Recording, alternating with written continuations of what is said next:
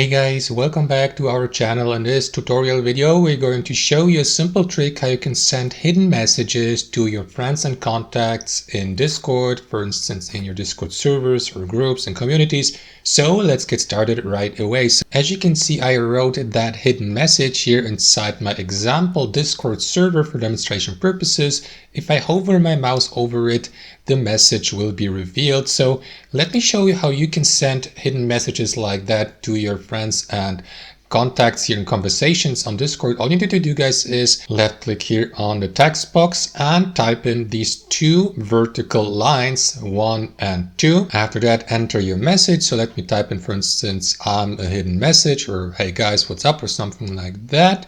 And enter your message with these exact two vertical lines again. And after that, simply finalize your message by pressing enter on your keyboard to send it. And as you can see, it is hidden. So that's basically it, guys. That's how it works. Hope you enjoyed the video, got some value from it, and we'll see you next time on our channel.